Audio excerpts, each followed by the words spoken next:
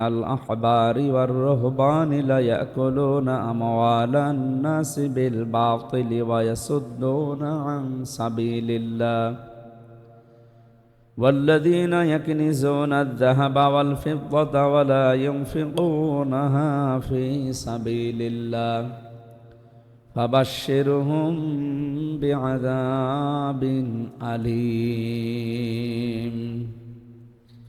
يوم يحمى عليها في نار جهنم فتقوى بها جباههم وجنوبهم وظهورهم هذا ما كنزتم لأنفسكم فذوقوا ما كنتم تكنزون صدق الله العظيم.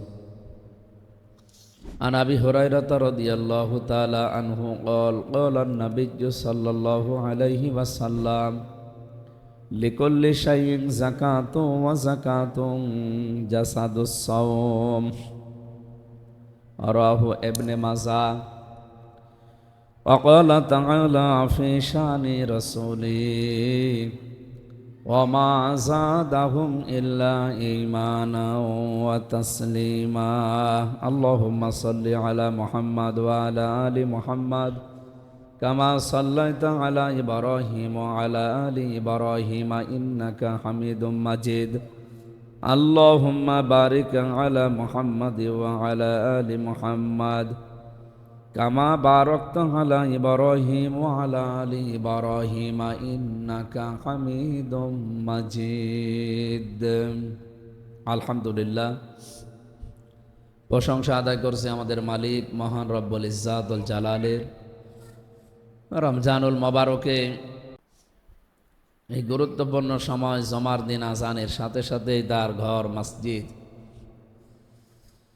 আমরা মেরাজের রাত্রের ঘটনা পড়তে গিয়ে দেখেছি হযরতে জিবরাইল আলাইহিস সালাম উনি এক মুষ্টি পাথর নিয়ে পৃথিবীর দিকে এভাবে ছুঁড়ে মারে, যেখানে যেখানে এই পাথরের টুকরা পড়ে কিয়ামতের আগে সেখানে একটা করে হলেও মসজিদ তৈরি হবে।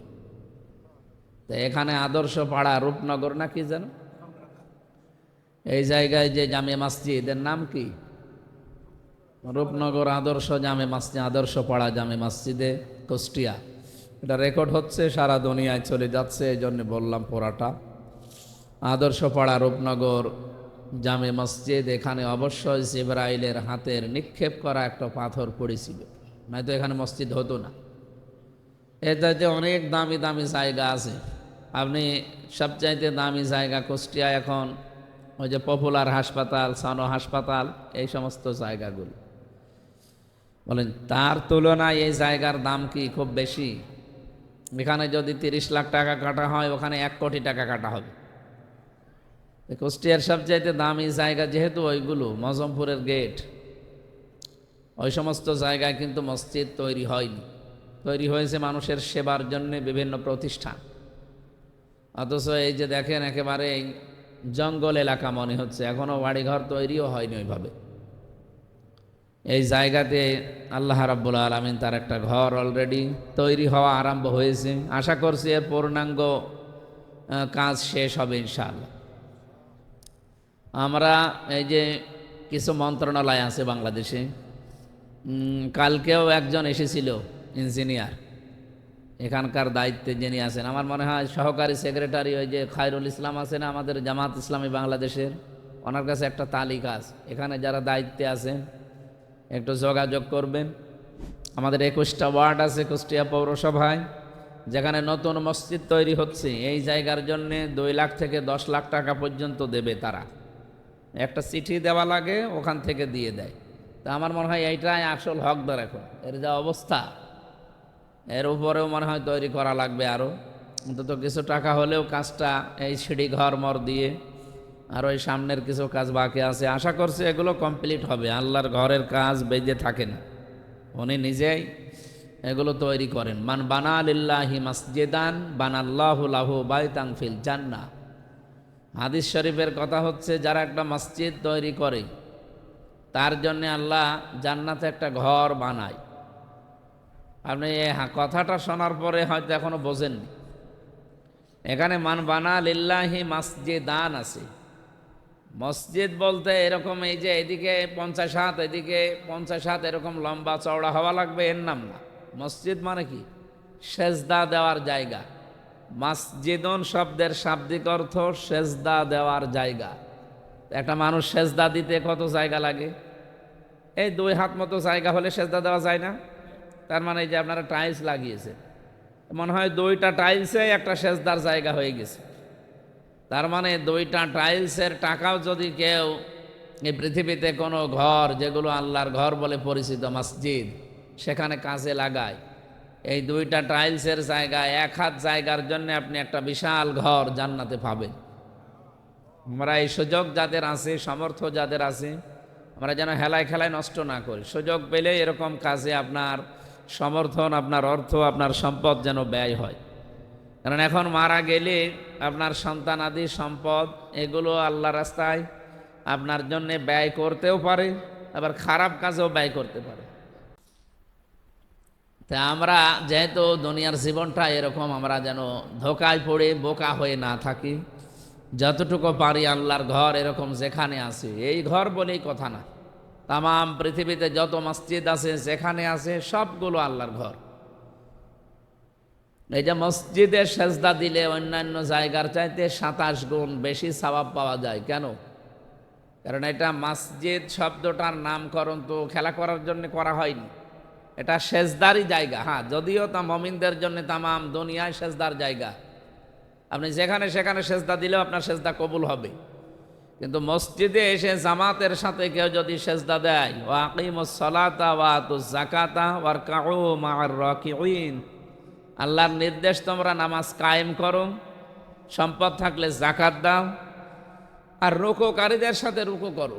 তার মানে জামাতবদ্ধ হয়ে নামাজ পড়ো। এখানে কয়েকটা অর্থ হয়। রুকু শব্দের শাব্দিক অর্থ হচ্ছে ঝোঁকানো। রুকু মানে কি বলেন তো? আল্লাহর যত বিধান আছে পৃথিবীতে, এই বিধানগুলো সামনে যখন আসবে, আপনি যদি সত্যি মমিন দাবি করেন আর স্থির থাকতে পারবেন না, আপনি ঝুঁকে পড়বেন। এর নাম হচ্ছে রুকু। এখানে আমার মনে হয় প্রশ্ন করলে কয়েকজন মাওলানা বাদ দিয়ে অনেকে বলতেই পারবে না আল্লাহর বিধান কয়টা। পারবেন? আল্লাহর বিধান কয়টা আমরা অনেকে জানিই না। 250 আছে আদেশ সূচক, 250 আছে নিষেধ, সব মিলিয়ে 500 বিধান আল্লাহ এই জমিনে আমাদের জন্য দিয়েছেন। এই 500টা বিধানের সর্বোচ্চ 5-7টা আমরা একটু মানি, একটু বুঝি। বাকি যে বিধানগুলো আমাদের পরিচিতও না, আমরা জানিও না, মানিও না, তো ওই বিধানগুলো কিয়ামতের দিন আপনার সামনে দাঁড়াবে না। ওগুলো নিয়ে আসার জন্য কোনোদিন একটু চিন্তা ভাবনা করেছেন যে ওইটাও তো নামাজের মতো ফরজ ছিল, ওইটাও তো রোজার মতো ফরজ ছিল? বাংলাদেশে, ভারতে, পাকিস্তানে, এই সমস্ত দেশগুলো ঘুরে আমি এটা বুঝেছি যে আমাদের দেশে কেউ যদি চুরি করে, একজন চোর চুরি করে ধরা পড়েছে, উনি এসে যদি এখানে নামাজ পড়ায়, আপনি তার পেছনে নামাজ পড়বেন? এরা আমার কথা বুঝে শুনে জবাব দেন। একটা চোর ধরা পড়েছে, মনে করেন ওই যে ওই বাড়িতে ওনারে পিটাচ্ছে, উনি এখন ছেড়ে দিলেন, উনি এসে নামাজে দাঁড়াবে এই জায়গায়, মাওলানা ইহসান নাকি, ওনার এই জায়গায় নামাজ পড়ানোর জন্য দাঁড়িয়েছে। এখানে একটা মানুষও, আমরা আসলে ছোট মানুষ বাদ দিয়ে, ওরা নাই বসে না, ওরা নামাজে দাঁড়িয়ে যাবে। আমরা বুঝবান যারা একটা মানুষ হয় চোরের পেছনে নামাজ পড়তে রাজি আছি। চুরি করা এটা কি গুনাহ? কবিরা গুনাহ। বলেন বলেন, কবিরা গুনাহ কি একটাই নাকি আরো আছে? কতগুলো জানেন? আমরা জানি কবিরা গুনাহ 99টা, নাকি না? একেবারে বড় বড় গুনাহ যেগুলো 7টা, এর উপরে আছে 99টা। ইমাম আজ-যাহাবী রহমতুল্লাহ আলাইহি উনি দিয়েছেন যেটা। কিন্তু কোরআনে কারিমে কবিরা গুনার বর্ণনা আছে 500টা। ওগুলো সামারাইজ করে 2-3টা এক জায়গায় করে এইভাবে 99টা বানিয়েছে ইমাম আজ-যাহাবী রহমতুল্লাহ আলাইহি। ওনার লিখিত বইটা পারলে লিখে কিনে নেবেন, আপনার সহজ হবে কাজ করতে। তো ওখানে চুরির বিষয়টা আছে, ডাকাতির বিষয় আছে, জেনাকারীর বিষয় আছে। কেউ যদি জেনা করে, আপনি দেখলেন যে ও ধরা পড়েছে, ওকে সঙ্গেসার করার জন্য বা বেত্রাঘাত করার জন্য মানুষ রেডি। কারণ জেনা যদি কেউ বিবাহিত হয়ে করে আর যদি সাক্ষ্য প্রমাণে ধরা পড়ে, তাহলে তার শাস্তি হচ্ছে পাথর মেরে মেরে ফেলা। যদি অবিবাহিত হয়, ও যদি এই কাজ করে তাহলে সাক্ষ্য প্রমাণে ধরা পড়লে ওরে মেরে ফেলা যাবে না, কিন্তু 80টা বেত্রাঘাত করা লাগবে। কয়টা? এই 80টা বেত্রাঘাত করলে যদি বেঁচে থাকে ভালো, মরে গেলে যাক। আমি এখন বিধান নেই কায়েম করলাম, 80টা বেত্রাঘাত করে ও মরে নাই। এখন ওই লোকটা যদি এসে এখানে নামাজ পড়াতে লাগে, আপনি এই জেনাকারের পেছনে নামাজ পড়বেন? আমি কিন্তু কয়েকটা গুনার বর্ণনা বললাম। চুরি করা, ডাকাতি করা, জেনা করা যেমন পাপ, যেমন কবিরা গুনাহ। মানুষের গেবত করা, মানুষের ওপরে দোষ চাপিয়ে দেওয়া, তহমত যেটা বলে, বহতান, এইটাও কবিরা গুনাহ। এটা আজ বাংলাদেশে আছে না নেই? এটা সবচাইতে বেশি। চুরি তো আছে, বড় বড় চুরি হচ্ছে আজ। আপনি ঢাকাতে সিটিতে এই যে যেহেতু নির্বাচিত মেয়র নেই, প্রশাসন দিয়ে চালানো হতো। আমাদের কুষ্টিয়ার পৌরসভা যেহেতু নির্বাচিত মেয়র এখন নেই, প্রশাসন দিয়ে চালানো হচ্ছে, একজন এডিসি দিয়ে এটা চালানো হচ্ছে। ঢাকাতেও এরকম দায়িত্বে ছিল একজন এডিসি, মনে করেন। তিনি চালাতে গিয়ে এই 18 মাস চালিয়েছে। এটা গত কয়েকদিন আগে সে দায়িত্ব ছেড়ে দিয়েছে, মনে হয় খুব বেশি হলেও 3 দিন হবে। দায়িত্ব ছেড়ে একজনকে দায়িত্ব দিয়েছে। আমি একটা হিসাব দেখলাম আজকে ইন্টারনেটে, সেই লোকটা বলছে আমি এত কোটি টাকা রেখে গেলাম, অথচ 3 দিনের ভেতরে এখন দেখছি সেই টাকা তো নেই, আরও 25 কোটি টাকা অলরেডি ঋণ করে ফেলেছে। 18 মাসে কিছু কমলো না, যা ছিল আরো বাড়লো। 3 দিনে কমে তো গেছেই 30,000, আমার সংখ্যাটা মনে আসছে না, 30,560,000 না 560 টাকা 50 পয়সা, এরকম একটা হিসাব পেলাম। এত টাকা সে রেখে গিয়েছে, 18 মাস আরো বাড়ছিল। যে সেই মানুষই তো ঢাকাতে আছে, শুধু দায়িত্বশীলটা পাল্টিয়েছে। অথচ 3 দিনের ব্যবধানে টাকা তো শেষ, আরো 25 কোটি টাকা এখন তার ঋণ। এগুলো কি জিবরাইল ফেরেশতা সব নিয়ে গেল? তো এইরকম দায়িত্বশীল যদি দেওয়া হয়, এই দেশটা তো 6 মাস যাওয়া না। এত মনে হচ্ছে যে 6 মাসের আগেই অন্তত সে 5 আগস্ট চলে আসবে। আর 5 আগস্ট আসতে মনে হয় 6 মাস নেই। কয়দিন আছে যেন? এখন তো হচ্ছে মার্চ, এপ্রিল, মে, জুন, জুলাই, আগস্ট, 5 মাস। তো 5 মাস আছে। আমার মধ্যে তো মানে খটকা লাগছে, না জানি কি না কি হয়ে যায় আবার। কারণ অনেকে যে আরম্ভ করেছে, অতীতের ইতিহাস থেকে কেউ যদি শিক্ষা না নেয়, তাদেরকে আল্লাহ একটা সতর্ক বাণী দিয়েছেন সূরা হুদের 49 নম্বর আয়াত, তিলকা মিন আম্বাইল গায়বি নূহিহা ইলাইকা মা কুনতা তা'লামুহা আনতা ওয়ালা কওমুকা মিন ক্বাবলি হাযা ফাসবির ইন্নাল আকিবাতা লিল মুত্তাকিন। আল্লাহ তাআলা বলেন, হে নবী, আপনাকে আমি একটা ঘটনা শোনাচ্ছি নূহ আলাইহিস সালামের। কিছু কিছু ঘটনা আপনাকে আমি এমন শোনাচ্ছি যেগুলো আপনি জানতেন না। আপনাকে আমি ওহির মাধ্যমে এগুলো শুনিয়েছি, কারণ নূহ আলাইহিস সালামের জামানার কথা আপনার জানা সম্ভব না। সে তো হাজার হাজার বছর আগের কাহিনী, কি ঘটেছে আপনিও জানেন না, আপনার জাতিও জানে না। তা আপনাকে আর আপনার জাতিকে কিয়ামত পর্যন্ত যারা আসবে, আনতা ওয়ালা কওমুকা মিন ক্বাবলি হাযা, এইটা আমি আপনাকে আর আপনার জাতিকে জানালাম ওহির মাধ্যমে। ওহি মানে কোরআনের মাধ্যমে। ফাসবির, ধৈর্য ধারণ করেন, ইন্নাল আকিবাতা লিল মুত্তাকিন, অবশ্যই মুত্তাকি যারা, পরহেজগার যারা। এই যে রমজান এসেছে যেটা বানানোর জন্য, কি বানাতে বলেন তো? মুত্তাকি। এই মুত্তাকি, পরহেজগার, আল্লাহওয়ালা, তাকওয়াবান, খোদা ভীতি অর্জন করার জন্য যেহেতু এসেছে, এই মুত্তাকিদের জন্যই ফলাফল যেটা সামনে, এটা এদের জন্যই অপেক্ষা করছে। আসল পরিণাম, শুভ পরিণাম, শেষ পরিণতি, শেষ কথা মুত্তাকিদের জন্যে, আর কারোর জন্য ভালো পরিণতি নেই। তা আমরা এর এই 1,500 বছর না, হাজার হাজার বছর আগের কাহিনী নাই বাদই দিলাম। এই যে আমাদের আগে 18 মাস আগে যে ঘটনা ঘটে গেল 2024-এর 5 আগস্টে, 36 জুলাই যারে বলে আমরা পরিচিত, বলেন এই যে ঘটনাটা ঘটে গেল, এই ঘটনা থেকে যদি এখন মানুষেরা বাংলাদেশে শিক্ষা না নেয়, এরকম ঘটনা তাদের উপরে ঘটতে পারে, এ কি কোনো অস্বাভাবিক ব্যাপার না? কারণ এগুলো তো সব পর্যবেক্ষণ হচ্ছে। আর আল্লাহ যেহেতু কোনো সত্য গোপন করেন না, সব প্রকাশ করে দেন। দেখেন কি কি হয়েছে, অনেকে বলতে না চাইলেও তার মুখ দিয়ে আল্লাহ বের করে দিচ্ছে। সৈয়দ রিজওয়ানা হাসান যা বলে ফেলেছে, সে যেভাবেই বলুক, যেভাবেই বলুক, যা বলেছে এটা তো শুধু এখন আর বাংলাদেশে নেই, সারা বিশ্বের আন্তর্জাতিক মহলে আলোচনা চলছে। যারা মাজলুম হয়েছিল, বলেন এই মানুষগুলো, এই যে 11 দল বলেন আর যাই বলেন, এই মাজলুম মানুষগুলো এখন যদি ফুঁসে ওঠে, বিশ্বে আন্তর্জাতিক আদালত আছে এবং বিশ্বের যারা মোড়ল এখন, এই মানুষগুলো যে এখন আর কন্ট্রোলের বাইরে চলে যাবে। আপনি এর আগে তুরস্কে রজব তৈয়ব এরদোগান হাফিজাহুল্লাহ, এই মানুষটার কথা মতো তাকে যখন অত্যাচার করার জন্য আর্মি যাচ্ছিল, এই তার দলের লোকজন, তার দেশের লোকজন এই ট্যাঙ্কের সামনে, এরপরে কামান যেগুলো আসতেছে তার সামনে বলে আমরা বুক পেতে দিলাম, আগে আমাদেরকে শেষ করেন, এরপরে আমাদের নেতা পর্যন্ত যান। বিশ্বের দিকে তো তাকিয়ে আছে এই সমস্ত, এই যে যারা চালাচ্ছে।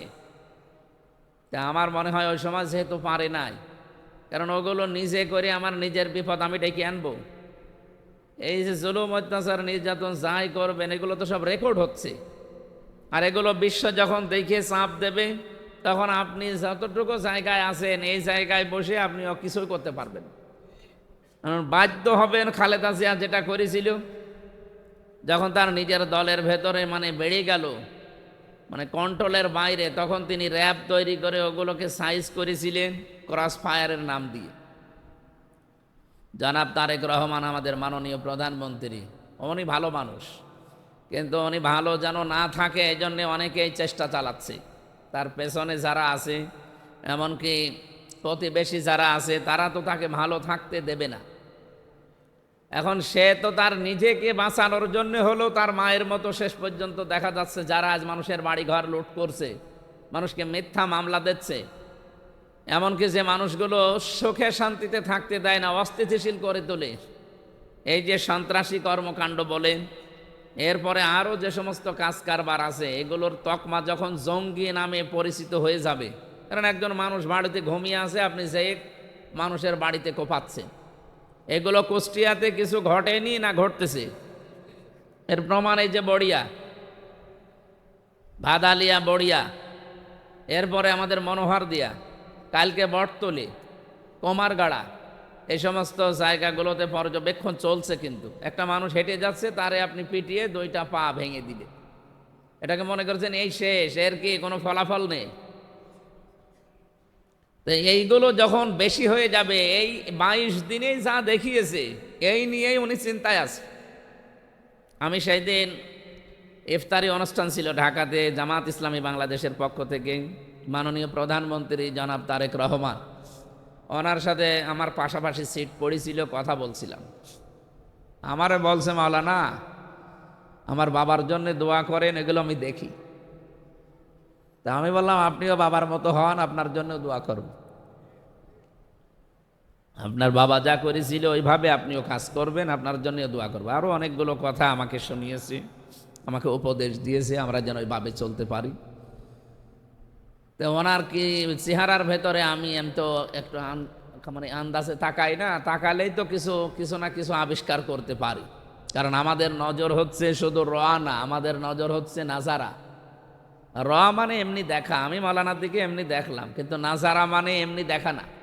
নাজারা মানে গবেষণার দৃষ্টিতে, চিন্তা ভাবনার দৃষ্টিতে দেখা। আমি চিন্তা করে দেখেছি ওনার এই 3.5 হাত বডি, বিশেষ করে এই চেহারার ভেতরে চিন্তার ছাপ, এটা তো এমনি তৈরি হয়নি। উনি এই মাত্র এই 18-19 দিনের দৃশ্যগুলো তিনি দেখেছেন যে এ তো কন্ট্রোলের বাইরে চলে যাচ্ছে। যেই বদনামটা ছিল ফ্যাসিস্টদের, সেই বদনাম এখন আমার দলের লোকজনের উপরে আসছে। শেষ পর্যন্ত আমার মনে হয় ওনার মায়ের মতো সিদ্ধান্ত নিতে উনি বাধ্য হবেন। আপনি যাই করেন না কেন, আপনাকে কন্ট্রোলে আনার জন্যে শেষে হয় র্যাব দিয়ে, না এরকম একটা নতুন কোনো বাহিনী তৈরি করে আপনাকে হয়তো বিদায় করবে, তার নিজেকে বাঁচানোর জন্য হলেও। আমি আপনাদের সতর্ক করছি, আপনি আমাদের এলাকার মানুষ, আপনি আমার ভোটার হন না ভোটার হন ওটা নাই, আমার 4.5 লাখ ভোটার এখানে, সবাই আমার কাছে আপন। আপনি সামনে বিপদে পড়বেন, এটা বাস্তবতা। এটা আমি দেখতে পাচ্ছি। এই জন্য আপনাদের সতর্ক করলাম, আসেন সবাই আমরা মাজলুম ছিলাম, আমরা যেন এখন জালেম হয়ে কেউ না উঠি। আপনি কি করবেন জুলুম করি? ওই লোকটার আখেরাত তৈরি হয়ে যাচ্ছে আর আপনার দুনিয়া আখেরাত সব ধ্বংস হয়ে যাচ্ছে। সম্মানিত উপস্থিতি, আমরা যেহেতু কথা খুব বেশি বলবো না, কারণ জমার দিন আমার এরপর একটা মিটিং আছে। আমাদের প্রথম কথা হচ্ছে, আল্লাহ রাব্বুল আলামিন এই যে রুকু শব্দটা ব্যবহার করলেন সূরা বাকারার এই 43 নম্বর আয়াতে। রুকু মানে শুধুমাত্র এই মাথা ঝুঁকিয়ে শেষ করে দেওয়া না। আল্লাহর যে বিধানগুলো আছে, যেইটা যেখানে জানবেন ওইটা জানার পরে আপনি মাথা নত করে দেবেন, এর নাম রুকু। এই রুকু আমাদের দেশে নেই। হ্যাঁ, হালকা কিছু বিধানের সামনে আমরা মাথা নত করতে রাজি আছি, স্যালেন্ডার হতে রাজি আছি, কিন্তু আল্লাহর সব বিধানের সামনে আমরা মাথা নত করতে রাজি না। এরকম মুসলমান বাংলাদেশে নেই। এই যে কয়েকটা উদাহরণ আপনাদের সামনে তুললাম, চুরি করা, ডাকাতি করা, জেনা করা, এরকম অপরাধী হলে আমরা তার পেছনে নামাজ পড়তে রাজি না। এগুলো যেমন কবিরা গুনাহ, একজন মানুষের পেছনে গীবত করা কবিরা গুনাহ, এমনকি তার নামে এমন একটা দোষ চাপিয়ে দেওয়া যে দোষ তার ভেতরে ছিল না, আমি বানিয়ে তার নামে চালিয়ে দিলাম। এগুলো সাংবাদিকরা বেশি করে, আর এই যে ইউটিউবাররা এগুলো আরো বেশি করে। এদের এই ভেউ বাড়ানোর জন্যে যেটা বলি নাই তার আগের কথা পরের কথা কেটে দিয়ে ছেড়ে দিবি।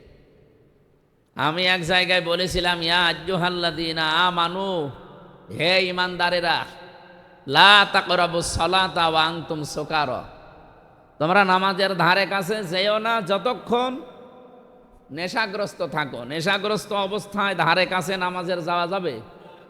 ওনারা কাটসাট করে কি ছেড়েছে যে আমির হামজা বলেছে নামাজ পড়া যাবে না। আমি কি নামাজ পড়তে নিষেধ করেছি? আমি নামাজ পড়তে নিষেধ করি না, আল্লাহর সূরা নেশায় আছে এটা, যে আপনি নামাজ পড়তে যাবেন কিন্তু নেশাগ্রস্ত অবস্থায় যাবেন না। যদিও এটা মদ হারাম হওয়ার দ্বিতীয় একটা স্টেপ, 3 নম্বর স্টেপে যে পোড়াটা আল্লাহ হারাম করে দেয়, ওদিকে আমার আলোচনা না। আমরা যেগুলো বলতে চাই, এগুলো যে কাটসাট করে যারা আমার নামে চালিয়ে মানুষের সামনে কালার করে দেন।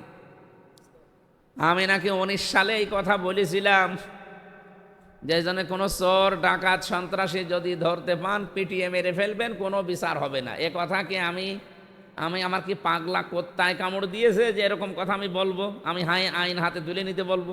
তার আগের কথা কই, তার পরের কথা কই, কোন সেন্সে কোন সাবজেক্টের উপরে কথা বলছিলাম সেইগুলো কই? আপনি এই 15 সেকেন্ড দিলেন কেন?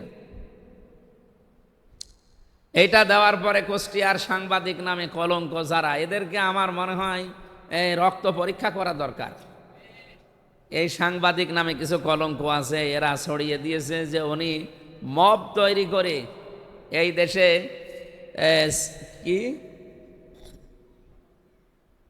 মব তৈরি করার মাধ্যমে মানুষকে পিটিয়ে মেরে ফেলতে উস্কানি দিয়েছে। কে? আমির হামজা। আমি কি বললাম আর আপনি আমার নামে কি চাপিয়ে দিল? এইরকম গোনা যারা করে, এটা কি গোনা বলেন? এরকম গোনা বাংলাদেশে শুধুমাত্র সাংবাদিকরা করে, অনেক ইমাম সাহেবও করে। অনেক ইমাম এই কুষ্টিয়ায় আছে, বিভিন্ন আলেমের নামে, বিভিন্ন দলের নামে, বিভিন্ন সংগঠনের নামে এমন এমন কথা বলে যেই কথা ওই দলের সাথে, ওই সংগঠনের সাথে, ওই লোকটার সাথে মিল নেই। এই কথাগুলো যে ইমাম সাহেব বলল, সেও তো ওই চুরি ডাকাতি জেনার মতো কবিরা গুনাহ করলো, ওর পেছনে নামাজ হবে? আপনি কথা বুঝে বলেন, আন্দাজে না বললেন না। একজন চুরি করলো দেখে শুনে ঈশ্বরের পেছনে আপনি নামাজ পড়লেন না। একজন গীবত করছে, সেও তো ও কবিরা গুনাহ করছে।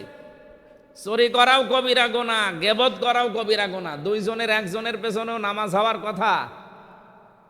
কিন্তু আমরা গীবতকারী ইমামের পেছনে, তহমত দেওয়া ইমামের পেছনে নামাজ পড়তে রাজি আছি, চুরি করা ইমামের পেছনে নামাজ পড়তে রাজি না। আমি রাষ্ট্রের কিছু চুরির কথা তুলে ধরেছিলাম 1 মিনিট মতো, ওই যে একটা ঢাকার একটা সিটি নিয়ে যে কি চুরি করছে তারা বলেন। এই মানুষগুলো যখন মিডিয়ার সামনে এসে সাফাই গায়, নিজের কথা বলে, আপনি কি বলতে পারেন তাদের? বলেন। সম্মানিত উপস্থিতি, আমরা নতুন একটা মসজিদের কিছু ফজিলতপূর্ণ কথা বলতে চাচ্ছিলাম যে মান বানা লিল্লাহি মসজিদান বানাল্লাহু লাহু বাইতান ফিল জান্নাহ। এই আপনারা একটু এগিয়ে বসেন, পরে নামাজের সময় হলে কাতার সোজা করেন, একটু এগিয়ে বসেন, আসেন আসেন। আর এখানে তো মনে হয় কোনো খবর মবরও দেননি যে হুজুর আসতেছে, এত মানুষ কি এমনিই হয়? তারপরও একটু এগিয়ে বসেন, ওনারা দাঁড়িয়ে আছে, আসেন আসেন। সম্মানিত মুসল্লিকরাম, আগামী রমজান আসতে আসতে আমরা অনেকে এই মাটির নিচে চলে যাব। এই জন্য ওখানে যাওয়ার আগে আমাদের যে সামানা জোগাড় করা দরকার, এই রমজানের ভেতরে আমরা যেন অন্তত ওগুলো তৈরি করে জোগাড় করে নিতে পারি। আমাদের যিনি ডিসি ছিলেন এখানে, মানবিক ডিসি নামে পরিচিত, ওনাকে আমি অনেকবার জিজ্ঞাসা করেছিলাম, স্যার আপনার বিরুদ্ধে তো ষড়যন্ত্র হয়। বলছে আমি এখনো ব্যাগ খুলি নাই, আমার ব্যাগ যেভাবে এনেছিলাম ব্যাগ প্রায় ওইভাবেই বাঁধা আছে, কিছু কিছু লাগলে খুলে বের করে নিই, আবার ব্যাগের মুখ বেঁধে রাখে। আমি জানি যে এরকমভাবে আমার বিদায় নেওয়া লাগে, কারণ আমি 27 বার এভাবে পাল্টালাম। বলেন সেই লোকটা সব মানে খোলেও না জিনিসপত্র, এই 3.5 মাস ছিল, কিছু কিছু জিনিস যেগুলো ব্যবহার্য ওগুলো বের করেছিল, বাকিগুলো সব বাধাই ছিল, চলে গেল। উনি বিদায় নিয়ে চলে গেল। আমাদের দুনিয়ার জীবনটাও আমার মনে হয় এইরকমই মনে করা দরকার। আমাদের দুনিয়ার জীবনটাও ঠিক এইরকমই মনে করা দরকার না যে আমাদের সব বাধায় আছে, যে কোনো সময় ডাক দিলেই আমাদের চলে যাওয়া লাগবে। সুতরাং আগামী রমজান তো বহু দূরের কথা।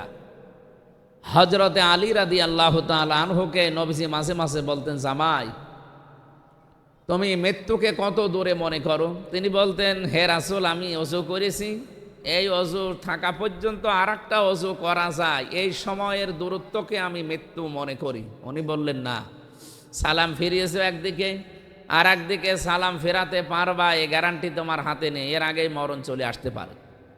কত কাছাকাছি মরণ বলেন তো। এই জন্যে এই মরণ যেহেতু আসবে, রমজান আমাদের জীবনে আর নাও আসতে পারে, আমরা এই রমজানেই এমন কিছু তৈরি করে নিতে চাই। আমরা অনেকে তৈরি করছি, বিশেষ করে রমজানের হক আদায় করে রোজা রাখা, এতেকাফ। যাদের সময় আছে, সুযোগ আছে, অবশ্যই এটা করা দরকার, ব্যস্ততা যদি ওরকম না থাকে। কারণ আপনার আখেরাত আপনার বউ তৈরি করে দেবে না, আপনার আখেরাত আপনাকে তৈরি করে নেওয়া লাগবে। হ্যাঁ, আমি আমার স্ত্রীর সাথে ভালো ব্যবহার করি এই কারণে, কারণ ওই ব্যবহারটা দিয়ে আমার আখেরাত তৈরি হয়। কথা বুঝতেছেন? আমি আমার সন্তানাদির হক আদায় করি এই কারণে, কারণ এইটা দিয়ে আমার আখেরাত তৈরি হয়। নবীজি বলেন, আমি মেরাজ থেকে আসার সময় দেখি হযরত ইব্রাহিম আলাইহিস সালাম আমাকে ডাক দিলেন, হে আমার সন্তান, দুনিয়াতে উম্মতদেরকে যে বলবা যে জান্নাতের মাটি বড় উর্বর, দুনিয়াতে যারা আছে তোমার এই উম্মতেরা অল্প সময়ের হায়াত নিয়ে আছে, এই অল্প সময়ের ভেতরে তারা যেন কিছু কিছু জিনিসপত্র আগেই পাঠিয়ে রাখে। কারণ এই যে জান্নাতের ঘর দেখো একতলা হয়ে আছে, এই মসজিদের মতো মনে করেন একতলা হয়ে আছে, এখনো সিঁড়ি ঘরের কাজ হয়নি, এখনো পর্যন্ত 2 তলার ছাদ হয়নি, ফেরেশতারা সব থরে থরে বসে আছে যারা কাজ করবে। নবীজি বললেন, এরা যে বসে আছে এদের, হযরত ইব্রাহিম বললেন, ইব্রাহিম আলাইহিস সালাম উনি বললেন যে আমার সন্তান, এই ঘরটা যার জন্য হচ্ছিল, আল্লাহর এই বান্দা দুনিয়ায় আগে ভালো কাজে আঞ্জাম দিত, ফেরেশতাদের হাতে ইট সিমেন্ট বালি এগুলো আসতো, তার মানে সোনার ইট রূপার ইট এগুলো আসতো, এগুলো দিয়ে ফেরেশতারা ওর বিল্ডিং তৈরি করত। এখন লোকটা ভালো কাজ ছেড়ে দিয়েছে, ও আর নেকির কাজ করে না, এই জন্য ফেরেশতাদের কাছে ওগুলো আসে না, ওরা বসে আছে। বলেন তো একটু চিন্তা করে হাদিসের দিকে তাকিয়ে, হঠাৎ করে এখন যদি আমি মারা যাই, আমার ঘরটা মনে করেন একতলা হওয়ার পরে আর চারিদিকে দেওয়াল গাঁথা হয়েছে, এখনো ছাদ হয়নি, ভালো কাজ ছেড়ে দিয়েছি, আমার জীবন শেষ।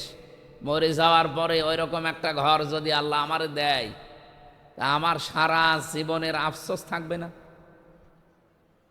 বিশ্বনবী জানিয়েছেন, এই পৃথিবীতে জান্নাতে যাবার পরে কোনো মানুষের ভেতরে তিল পরিমাণ আফসোস থাকবে না, শুধুমাত্র একটা আফসোস থাকবে যে জান্নাত তার পরিপূর্ণ যদি না হয়ে থাকে, এমনকি দুনিয়ার জীবনে যে সময়টুকু হেলায় খেলায় নষ্ট করেছিল, এই সময়ের জন্য আফসোস হবে। এই জন্য আমার সন্তানাদির পেছনে যে আমার সময় দেওয়া, আমি আমার স্বামীর সাথে ভালো ব্যবহার করি, তার হক আদায় করি, অন্য কোনো কারণ নেই। কারণ একটাই যে এইগুলো দিয়েই আমার জান্নাতের ঘর বাড়ি, আমার বালাখানা বিল্ডিং তৈরি হচ্ছে। আমার নিয়ামত আল্লাহ যা দেবে এগুলো দিয়ে তৈরি হবে। আমার কথা কি বোঝা গেছে? এরকম যত এবাদত আছে তার অন্যতম একটা এবাদতের নাম হচ্ছে নামাজের পরে যার স্থান যাকাত। যাকাত শব্দের শাব্দিক অর্থ হচ্ছে পবিত্রকরণ। যাকাত শব্দের শাব্দিক অর্থ হচ্ছে বৃদ্ধি করা। আল্লাহর এই শব্দটার ব্যাখ্যা যেটা আমরা শুনলাম, এটা কি 100% আমাদের বিশ্বাস হয় যে যাকাত দিলে সম্পদ পবিত্র হয়, যাকাত দিলে সম্পদ বৃদ্ধি হয়? এটা কি আমরা 100% বিশ্বাস করি না? শোনা পর্যন্ত শেষ। সুতরাং যারা আমরা 100% এই আয়াতের উপরে বিশ্বাস করি যে যাকাত দিলে সম্পদ বৃদ্ধি হয়, সুদ খেলে সম্পদ বৃদ্ধি হয় চোখে দেখি, কিন্তু এটা কমে যায়। সূরা রুমের ভেতরে আল্লাহ ব্যাখ্যাটা দিয়েছেন যে যারা যাকাত দিলে মনে করে সম্পদ কমে যায়, সুদ খেলে মনে করে সম্পদ বাড়তে থাকে। আমি আল্লাহর ভাষায় সুদ খেলে সম্পদ কমে কি করে বোঝো? কারণ এমন একটা অসুখ, এমন একটা দুশ্চিন্তা, এমন একটা ঝামেলায় তারে ফেলে দেয় এই সুদ অবৈধ জিনিস অর্জন করার কারণে। মনে করেন তার রক্তের ভেতরে আল্লাহ ক্যান্সার লাগিয়ে দিবে। আপনি সুদ খেয়ে হয়তো 50,000 টাকা উপায় করেছিলেন, এখন এই ক্যান্সার সারাতে 5 কোটি টাকা লাগবে। এরকম দৃশ্য কি নাম ধরা লাগবে না বাংলাদেশে ঘটে? আমি তামিলনাড়ুতে থাকতে একটা লোককে পেয়েছিলাম, ওর পায়ের নিচে একটা ফুসকুড়ি হয়েছিল। ও প্রথমে সিলেটে বাড়ি, সিলেটে দেখিয়েছে, সিলেটের ডাক্তাররা বলছে কোনো অসুবিধা নেই, কিন্তু দিন দিন যখন বাড়তেছে ঢাকাতে দেখিয়েছে। ঢাকার ডাক্তাররা বলছে না, যে পর্যায়ে গেছে এখানে হবে না, আপনি ভারতে যান। কলকাতায় দেখিয়েছে, এরপরে গেছে ভ্যালোরে। আমিও ছিলাম ওখানে প্রায় 1 মাস 23 দিন। আমার পাশাপাশি এই বিল্ডিংয়ে থাকতাম, আমরা রুমে থাকতাম। মাঝে মাঝে দিনের বেলায় কথা বলতাম যে কতদিন আছেন? আমারা বলছে প্রায় 13 মাস আমি আছি। কি আপনার রোগ কি? ওইটা দেখালো। পরবর্তীতে ওইটা ছড়িয়ে পুরা রক্তের ভেতরে যে 5 প্রকার ক্যান্সার হয় তার ভেতরে ওইটা একটা। তো বলছে গতকাল আমি যেহেতু চলে আসবো, জিজ্ঞাসা করলাম আপনি যাবেন কবে? আমারে বলছে আমিও চলে যাব, কিন্তু গতকাল আমারে ডাক্তার রিপোর্ট দিয়েছে যে আমার শরীরের রক্তের ভেতরে যে ক্যান্সার, এটা সর্বোচ্চ 3 মাস 3.5 মাস আমি আর বাঁচতে পারবো, এরপরে আমার রক্ত নষ্ট হয়ে যাবে, আমার আর বাঁচা সম্ভব না। 13 মাস আছেন, কয় টাকা খরচ হয়েছে? উনি ওই সময়ে, যখন চলছিল 18 সাল, ওই সময় হিসাব দিয়েছিল যে আমার প্রায় 10 কোটি টাকা অলরেডি সব মিলিয়ে এতদিন পর্যন্ত শেষ। তা আল্লাহ যদি মানুষকে টাইট করতে চান, আল্লাহ রাব্বুল আলামিন এর চাইতে বড় বড় যাদেরকে ধরেছিলেন কিচ্ছু ব্যবহার করেননি, যেগুলো কল্পনার বাইরে, এরকম একটা জিনিস দিয়ে তারা এই দুনিয়া থেকে বিদায় দিয়ে দিয়েছে। নমরুদের মতো এত বড় বাদশাকে বিদায় দিয়েছে বড় হাতি দিয়ে, নাকি মশা, তাও ন্যাংড়া মশা, চলতেও পারে না নিচে, এইরকম একটা ন্যাংড়া মশা দিয়ে বিদায় দিয়েছে। ফেরাউনের মতো এত বড় বিশাল ক্ষমতার দাপট দেখিয়েছে, কত মানুষকে বিনা কারণে দুনিয়ায় আসতে দেয়নি, হত্যা করেছে। আর জুলুমের নির্যাতন তার স্ত্রীর উপরে যেটা চালিয়েছে হযরতে আসিয়া রাদিয়াল্লাহু তাআলা আনহা, সেটা তো কল্পনার বাইরে। এই লোকটাকে আল্লাহ বড় কিছু ব্যবহার করে নাই, ব্যবহার করেছিল মাত্র পানি, যেখানে সাঁতার কেটে ওঠা যায়, অথচ আল্লাহ সেখানে তাকে সলিল সমাধি বানিয়ে কিয়ামত পর্যন্ত তাকে আয়াত বানিয়ে রেখেছে, নিদর্শন।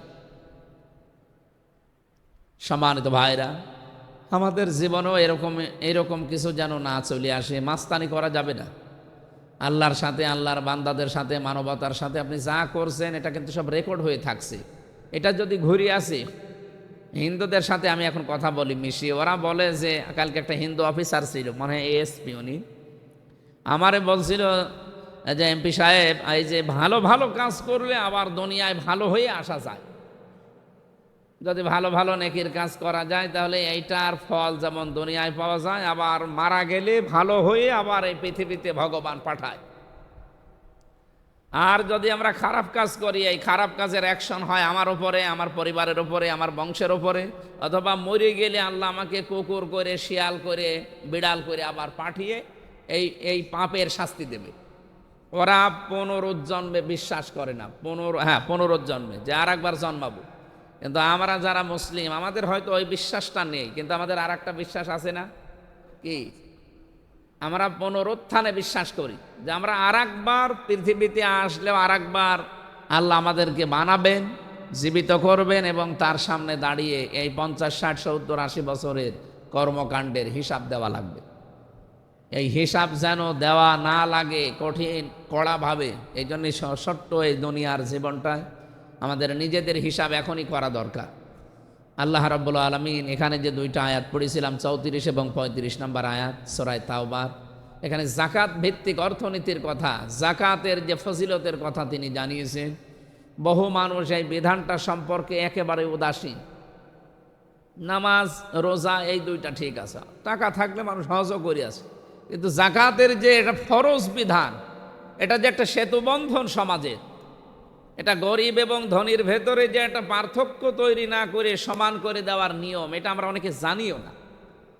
আর জাকাত যে কি কি জিনিসের দিতে হয় আমরা অনেকে তাও জানি না।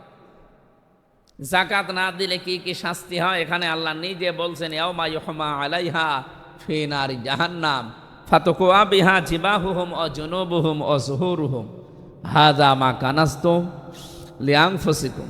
সেদিন জাহান্নামের আগুনে আল্লাহ এই মালগুলো আপনার গরম করবে। আজ যারা হিসাব করে জাকাত দেন না, জাকাত এসেছে হয়তো আপনার 5 লাখ টাকা, আন্দাজে থাকো আপনি 20,000 টাকা দিয়ে দিলেন না, এই যে 4,80,000 টাকা আপনি দেননি, এইটা আল্লাহ কিয়ামতের দিন গরম করবে জাহান্নামের আগুন দিয়ে। এটা যে গরম করবে বিশ্বাস হয়? আল্লাহ শুধু বিশ্বাস বলেন, গরম করে শেষ করব না। ফাতুকুয়া বিহা জিবাহুহুম ওয়া জুনুবুহুম ওয়া যুহুরুহুম, এটা দিয়ে আমি দাগ দেব। তো কোয়া বিহা জিবাহুহুম, তার কপালে দাগ দেওয়া হবে, তার পাশে দাগ দেওয়া হবে, পিঠে দাগ দেওয়া হবে, এই জাহান্নামের আগুনে গরম করা এই শলাকা দিয়ে। একটু নিজেকে ওই জায়গায় দাঁড়িয়ে ভাবেন তো যে কেমন লাগবে তখন। এই যে কামার যারা জিনিসপত্র তৈরি করে, আগুনের ভেতরে লাল টকটক করে, ওইটা নিয়েছে যদি আপনার পিঠে আপনার মুখের উপরে কেউ ধরে, সহ্য করার মতো এইটা তৈরি হবে। আল্লাহ পাক বলেন এতটুকুই নাই, হাদা মা কানাসতুম লিআনফুসিকুম, ওইটা তখন মানুষের মতো বলবে, আমি তোমাদের সেই সম্পদ যেটা উপায় করেছিলে কিন্তু হক আদায় করুন। ফাযুকু মা কুনতুম তাকনিজুন, তোমরা যা জমা করেছিলে আজকে সেইটার মজা তোমাদেরকে আমরা চাকাবো। নাউযুবিল্লাহি মিন যালিক। এই কঠিন ভয়ঙ্কর শাস্তি আমাদের জীবনে আসতেছে যারা জাকাত দেন না। বহু মহিলা আছে তাদের স্বর্ণ হিসাবের বাইরে, থাউকে 2,000 টাকা দিয়ে দিয়েছে, যান না। আপনাকে যদি স্বর্ণ এবং রূপার হিসাবের যে মায়ের পেঁচ আছে বাংলাদেশে অর্থনৈতিক অবস্থা, এটা আগে বোঝা লাগবে। এটার জন্য আলাদা একটা সেমিনার করা লাগে। দেশে যেহেতু গরিব মানুষের সংখ্যা বেশি, যে সমস্ত মুসলিম দেশগুলোতে 57টা মুসলিম দেশ আছে, তার ভেতরে যে সমস্ত দেশে গরিব মানুষের আনুপাতিক সংখ্যা বেশি, সেখানে সোনার হিসাব বাদ দিয়ে রূপার হিসাব ধরা লাগবে। এই হিসাবে বাংলাদেশে এখন কারো কাছে যদি খেয়ে দেয়ে ঋণ পরিশোধ করার পর 75,000 টাকা হয়, 75 থেকে 80,000, তাহলে 100 টাকায় 2.5 টাকা তাকে জাকাত দেওয়া নামাজের মতো রোজার মতো ফরজ। কিন্তু এটা অনেকে দিতে চায় না, মনে করে জাকাত মানে জরিমানা। আপনি কিন্তু টের পাবেন এক সময়। আপনাকে আমি সাবধান করার কথা ছিল, করে গেলাম। আমি এবার হিসাব করে যেমন দিচ্ছি, আপনাকে উদ্বুদ্ধ করছি, আপনিও দিয়ে দেবেন। প্রত্যেকটি জায়গা, আমি যে হাদিস পড়েছিলাম না, লিকুল্লি শাইইন যাকাতুন ওয়া যাকাতুন জাসাদিস সাওম, প্রতিটি জিনিসের জাকাত আছে, এমনকি শরীরেরও জাকাত আছে। শরীরের জাকাত কি? শরীরের জাকাত হচ্ছে রোজা রাখা। এই 11 মাস মানুষ একাধারে খায়, যেগুলো তৈরি হয় শরীরের ভেতরে একটা সেল আছে, এটা আবার আলাদা একটা আলোচনা, অটোফেজি। এই সেলগুলো জাগ্রত করার জন্য অথবা বৃদ্ধি করার জন্য পৃথিবীতে একটাই বিধান আছে, উপোস, যেটা আমরা রোজা বলি। এটা যদি কেউ 36 দিন রাখতে পারে, কয়দিন? 1 বছরের ভেতরে 36 দিন কেউ যদি রাখতে পারে, তাহলে তার ওই যে মরা যেগুলো মরে গেছে, অকেজ হয়ে গেছে, ওইগুলো আবার জীবিত হয়। সে তার শারীরিকভাবে সক্ষম হয় বিভিন্ন দিক থেকে। অনেকে বলে হুজুর আমার গ্যাস, এই জন্য রোজা রাখতে পারেন, এটা একটা ভণ্ড। রোজা রাখলে গ্যাস আরো ভালো হয়। আরও বিভিন্ন কায়দা কানুন আছে, আমি সবগুলো এখন বলতেও পারছি না কারণ সময়ও হয়ে গেছে। আপনারা জাকাত যাদের ফরজ হয়েছে প্রত্যেকটা জিনিসের যেমন আছে, রোজা কি বলে শরীরের আছে, আপনার শাড়ি একেবারে সেই শোকেস ভরা, আমি নাম নিলাম না, 50টা শাড়ি রেখে দিয়েছে। আমার মনে হয় 50টা শাড়িও কিয়ামতের আগ পর্যন্ত পরবেও না। ওই কোনো দিন কোনো জায়গায় বিয়ে অনুষ্ঠান হলে একটা পরে যাবে। তা আপনার এত শাড়ি রাখার দরকার কি? আপনার 30টা 3 পিস কিনে রেখেছেন, এরপরে আবার ঈদ আসলে স্বামীকে চাপ দেয় যে ঈদের সময়ও না দিলে কেমন হয়, যে ঈদে তোমার 3 পিস শাড়ি দেওয়াই লাগবে। এ কথা কোন আয়াতে আছে, কোন হাদিসে আছে? বল, তোমার তো জিনিসের অভাব নেই। অন্তত ওই টাকাটা আমি ঈদে, এই রোজা, এই রমজানে যদি অন্য কোনো জায়গায় খরচ করতাম তাহলে তোমারও উপকার সওয়াব হইতো, আমারও আখিরাত তৈরি হতো। এরকম বউ পাওয়া খুব ঝামেলা। এরকম বউ নেই, থাকলেও দু একটা থাকতে পারে। সম্মানিত মা বোনেরা, আপনারা আমরা আশা করব জিনিসপত্রেরও যেহেতু জাকাত আছে, প্রত্যেকটা ব্যবহারিক জিনিস বাদ দিয়ে যেগুলো আপনি এমনি এমনি শোকেস ভরে সৌন্দর্যের জন্য রেখে দিয়েছেন, সে স্বর্ণ হোক, রূপা হোক, ওই জিনিসপত্র হোক, যেগুলো পেলে গরিব মানুষের উপকার হয়। 50টা শাড়ি আপনি কবে পরবেন? ওখান থেকে এই রমজানে অন্তত 20টা শাড়ি দিয়ে দেওয়া যায় না? আমি কি বেশি বলে ফেললাম? আপনারা কিছু বলছেন না, মেয়ে লোক তো আমার মনে হয় বদদোয়া করছে যে হুজুর এখানে এসে ঠিক করেন। আমি আপনাদের বাঁচাতে চাই। আমার সময় আর নেওয়া ঠিক হচ্ছে না, 30 বেজে গেছে, আমার এরপরে একটা অনুষ্ঠান আছে। তো আজকের মতো যতটুকু বললাম, আল্লাহ যেন আমাকে সহ প্রত্যেককে এর ওপরে অন্তত কাজ করার তৌফিক দান। আমিন। আসসালামু আলাইকুম রহমতুল্লাহ।